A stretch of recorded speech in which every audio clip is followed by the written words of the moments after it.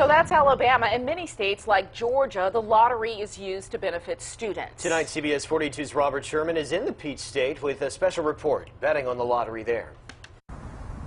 This gas station just over the Georgia line is one of the first stops where you can buy some of these. Today, we're taking a look at the Georgia lottery, how it works, where the money goes, and who benefits. And show you a couple pictures of me in high school. Candy Peoples flips through the past with her Georgia Bulldogs bag close at hand. Today, she's a lawyer in Birmingham. But for Peoples, Alabama is not her original sweet home.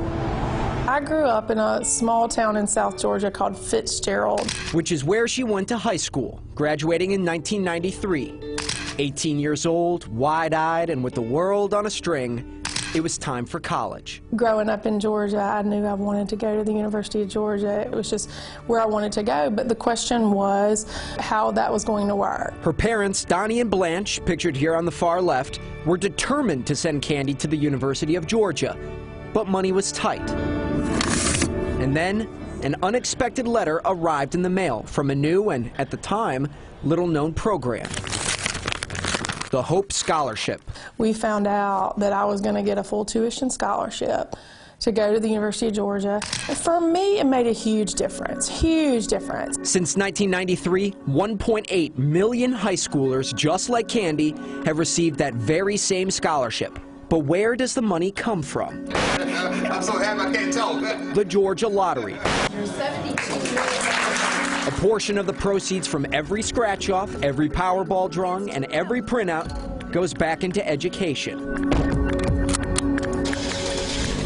To learn more about how the Georgia Lottery works, we set off for the Peach State and met up with Georgia State Senator Ed Harbison, who is an ardent supporter of the lottery. In the short run, 20 years, it has been really great. It's a big boom.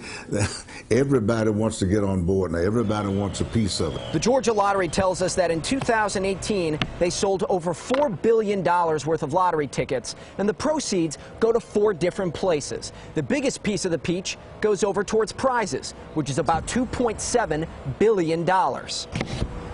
Next, you have gaming and operating expenses. That's another $180 million.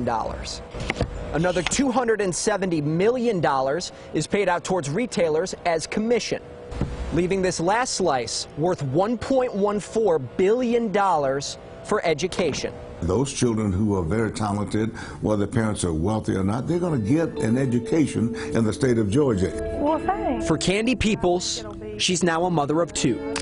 13-year-old Chandler on the left and 10-year-old Lily on the right. As the day nears when they too will head off to college, she'd love to see something just like the Hope Scholarship right here in Alabama. If there was an education lottery that came to Alabama and my children were able to be beneficiaries of that, I would be very grateful, and I would think it was a great investment in the future of our state.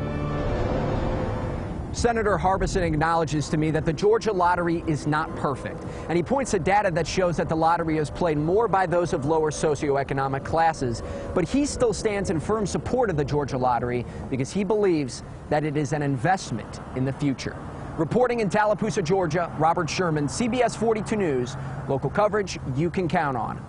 Fascinating stuff, Robert. Thank you.